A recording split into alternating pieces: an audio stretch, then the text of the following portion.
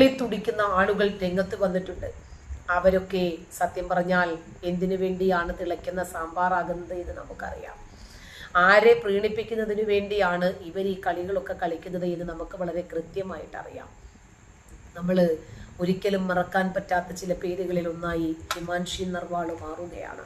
എന്തുകൊണ്ടാണ് ഓപ്പറേഷൻ സിന്ദൂറിന് നമ്മൾ ഇത്രയധികം പ്രാധാന്യം നൽകുന്നതും പിന്തുണ നൽകുന്നതും? വിവാഹം കഴിഞ്ഞ 6 ദിവസം മാത്രം മധുവിധു യാത്ര, പഹൽഗാമിൽ ഭർത്താവിനെ കൺമുമ്പിൽ വെച്ച് വെടിവെച്ച് കൊലപ്പെടുത്തിയ ഭീകരർക്ക് ഇന്ത്യൻ സൈന്യം ഓപ്പറേഷൻ സിന്ദൂറിലൂടെ മറുപടി നൽകിയതിൽ കേന്ദ്ര സർക്കാരിനും പ്രധാനമന്ത്രി നരേന്ദ്രമോദിക്കും മനുഷ്യരായിട്ടുള്ള ഇന്ത്യൻ രക്തം സിരകളിലൂടെ ഓടുന്ന ഇന്ത്യൻ മഹാരാജ്യത്തോട് കൂറും പ്രതിബദ്ധതയുമുള്ള ഏതൊരാളും നന്ദി അറിയിക്കും, എഴുന്നേറ്റ് നിന്ന് സല്യൂട്ട് അടിക്കും. കാരണം തിരിച്ചടി ഇവിടം കൊണ്ട് അവസാനിപ്പിക്കരുത് എന്നാണ്, ഭീകരവാദത്തിന്റെ അന്ത്യത്തിന്റെ തുടക്കമാകണം ഇതെന്നാണ് ഹിമാൻഷി നർവാൾ തന്നെ പറഞ്ഞത്. അവര് പിന്നീട് മുസ്ലിങ്ങളെ പറയരുതെന്നും കാശ്മീരിലെ മുസ്ലിങ്ങളെ ഒന്നും പറയരുതെന്നൊക്കെ പറഞ്ഞ് രംഗത്ത് വന്ന് പോട്ടെ, അതൊക്കെ മുസ്ലിം പ്രീണനത്തിന്റെ ഒരു ഭാഗം മാത്രമാണ്. നിരപരാധികളുടെ ജീവൻ സംരക്ഷിക്കണ്ടേ? ഇന്ത്യക്കാരുടെ ജീവൻ സംരക്ഷിക്കുന്നതിനു വേണ്ടി ഇന്ത്യ മഹാരാജ്യം വിലപ്പെട്ട സേവനം നൽകാൻ ബാധ്യസ്ഥരല്ലേ? പഹൽഗാം കൂട്ടക്കുരുതിക്ക് പകരമായിട്ടാണ് പാകിസ്ഥാൻ ഭീകര കേന്ദ്രങ്ങളെ ലക്ഷ്യമിട്ട ഓപ്പറേഷൻ സിന്ദൂർ നടത്തിയത്. സൈന്യത്തിനും സർക്കാരിനും നന്ദി പറയുകയാണ് ലോകത്തുള്ള സകലമാന ജനങ്ങളും. 29 കുടുംബങ്ങളെ നശിപ്പിച്ചിട്ട് ഈ സ്ത്രീകളുടെ മുമ്പിലിട്ട് പുരുഷന്മാരെ ഇല്ലാതാക്കിയിട്ട് ഇന്ത്യ ഇവരോട് ക്ഷമിക്കണം അത്രേ. ചില ആളുകൾക്കാണെങ്കിലോ നരേന്ദ്രമോദിയെയും അതുപോലെ അജിത് ഡോവലിനെയും ഒക്കെ കിട്ടിയാലുണ്ടല്ലോ പപ്പടം പൊട്ടിക്കുന്നത് പോലെ പൊട്ടിക്കാനുള്ള ഒരു ദേഷ്യമാണ് ഇവർക്കുള്ളത് കേട്ടോ. കാരണം എന്തിനാണ് ഇവരിത് ചെയ്തത് എന്നുള്ളതാണ്. ചില ആളുകളുടെ പ്രതികരണം കൂടി നമ്മളൊന്ന് കാണണം. എനിക്കിവരുടെയൊക്കെ പ്രതികരണങ്ങളൊന്നും എനിക്ക് ഇതിനെയൊന്നും ഇഷ്ടമല്ല കേട്ടോ. ഞാനിവരുടെയൊക്കെ ചാനലുകൾ നോക്കാനോ ഒന്നിനും പോകത്തില്ല. അതുകൊണ്ട് നമ്മുടെ സഹോദരനുണ്ടല്ലോ, നമ്മുടെ ഫസൽ, ആളുടെ റിയാക്ഷൻ മാത്രമേ ഞാൻ എടുത്തിട്ടുള്ളൂ കേട്ടോ. അയ്യോ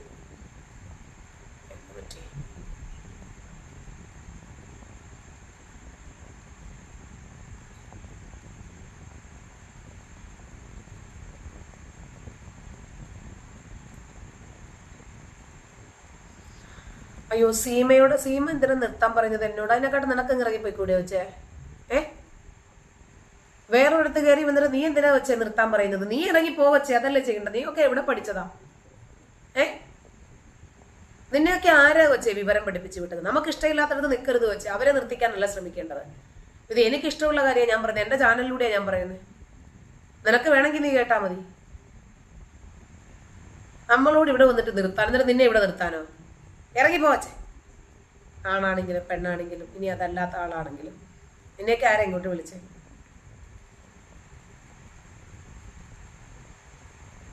അല്ല പിന്നെ നമ്മളത് പറഞ്ഞുകൊണ്ടേയിരിക്കും. അതെ, പറഞ്ഞു വിടുന്നതിനെയൊക്കെ. അപ്പോ റിയാസ്, എനിക്ക് ഈ വക ഐറ്റത്തിനെ ഒന്നും അറിയില്ല കേട്ടോ. ഒന്നാമത്തെ കാര്യം, ഞാൻ നമ്മുടെ ഫസലിന്റെ വീഡിയോ കണ്ടതിന് ശേഷമാണ് ഞാനിത് ആരാണെന്ന് തന്നെ നോക്കിയത്. മുമ്പ് എന്തോ ഇവിടെ ലിപ്സ്റ്റിക് സ്ത്രീകൾ ഇടുന്ന എന്താ പുരുഷന്മാർക്ക് ഇട്ടാരെന്നൊക്കെ പറഞ്ഞ് എന്തോ ഒരു പ്രസ്താവന ഞാനിങ്ങനെ മുമ്പ് കണ്ടിട്ടുണ്ടെന്നുള്ളതല്ലാതെ എനിക്ക് ഈ വക ഐറ്റങ്ങളെ ഒന്നിനെയും അറിയില്ല. എനിക്ക് താല്പര്യമുള്ള ആളുകളുമല്ല.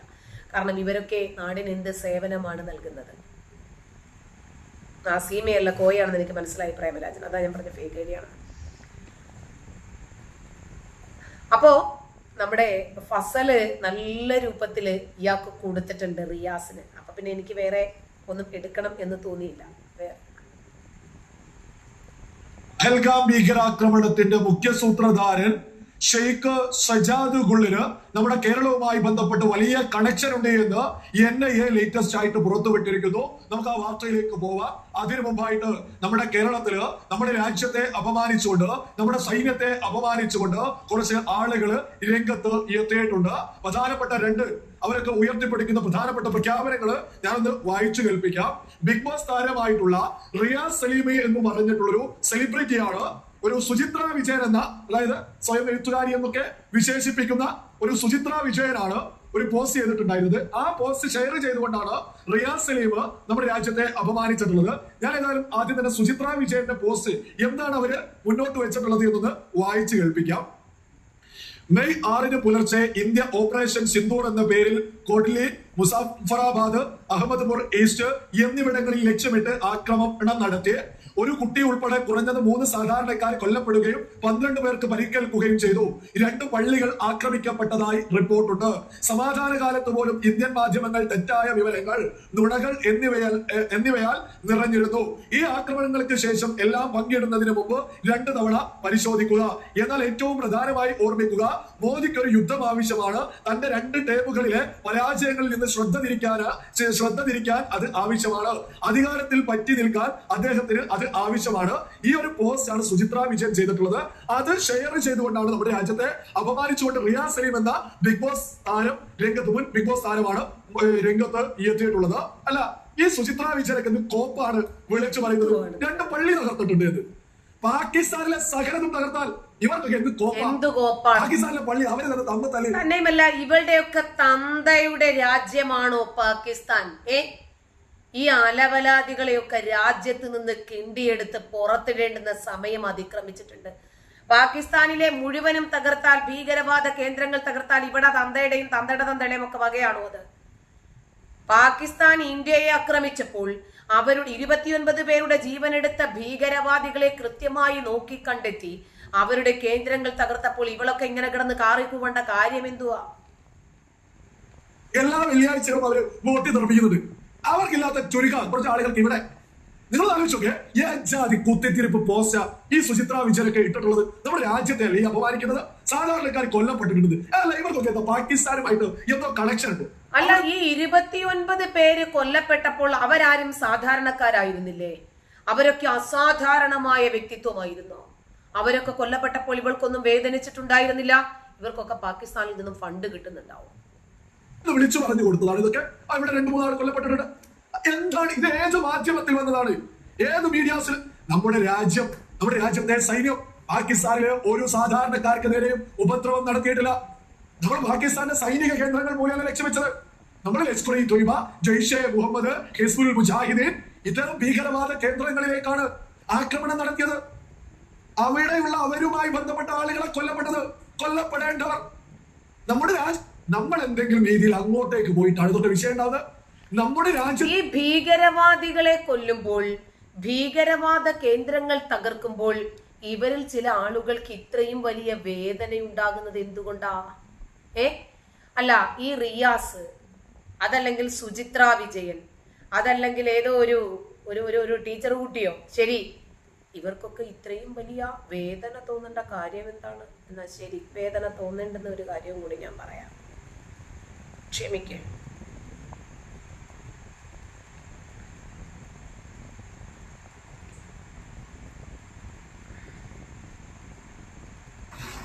ഇന്ന് യുദ്ധം മൂന്നാമത്തെ ദിവസം തന്നെ പറയാം, 2.5 ദിവസമായി. അപ്പോൾ ഇപ്പൊ കേൾക്കുന്നത് കാശ്മീരിൽ ഫുൾ ബ്ലാക്ക് ഔട്ട്, മിസൈൽ ഇട്ടെന്നൊക്കെ കേൾക്കണം. കറക്റ്റ് കാര്യങ്ങൾ മുഴുവനായിട്ട് അറിയില്ല. പക്ഷെ ഉച്ചക്കിന് ഏറ്റവും അതിസാഹസികമായ ഒരു തകർക്കൽ ഇന്ത്യ കൊടുത്തു.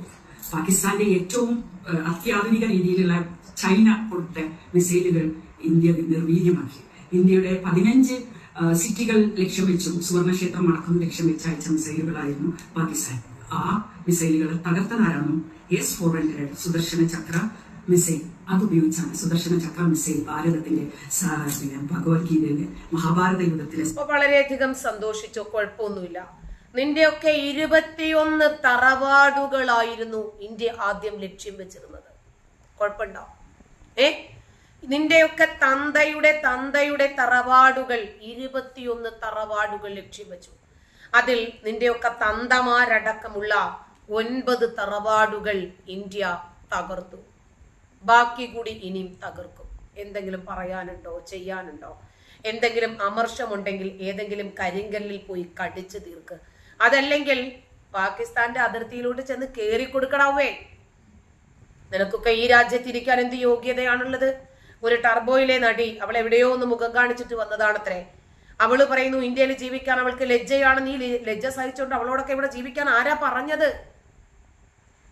നിന്നെയൊക്കെ ആരെങ്കിലും എവിടെയെങ്കിലും നിർബന്ധിച്ചോടി ഇവിടെ നിൽക്കാനേ? ഇറങ്ങിപ്പോടി എന്ന് പറയുന്നതിനു മുമ്പ് നീയൊക്കെ ഈ രാജ്യം വിടേണ്ടതാ. ഞങ്ങൾക്കാണ് ഈ രാജ്യത്ത് ജീവിക്കാൻ അർഹതയുള്ളത്, ഞങ്ങൾക്കാണ് ഈ രാജ്യത്ത് ജീവിക്കാൻ അവകാശമുള്ളത്. കാരണം ഞങ്ങൾ ഈ രാജ്യത്തെ സ്നേഹിക്കുന്നു. ഞങ്ങൾ ഈ രാജ്യത്തെ ചതിക്കില്ല. ഈ രാജ്യത്തിന്റെ ചോറ് തിന്നിട്ട് ഈ രാജ്യത്തെ തകർക്കാൻ ശ്രമിക്കുന്നവരോട് കൂറ് കാണിക്കാൻ ഞങ്ങൾക്ക് പറ്റില്ല. തന്തഗുണം കാണിക്കണ്ടേ, ചോരക്കുണം കാണിക്കണ്ടേ, പിറന്ന മണ്ണിനോട് കൂറ് കാണിക്കണ്ടേ? അതില്ലാത്ത നീയൊക്കെ ഈ രാജ്യത്ത് നിൽക്കാൻ എന്ത് യോഗ്യതയാണുള്ളത് നിനക്കൊക്കെ?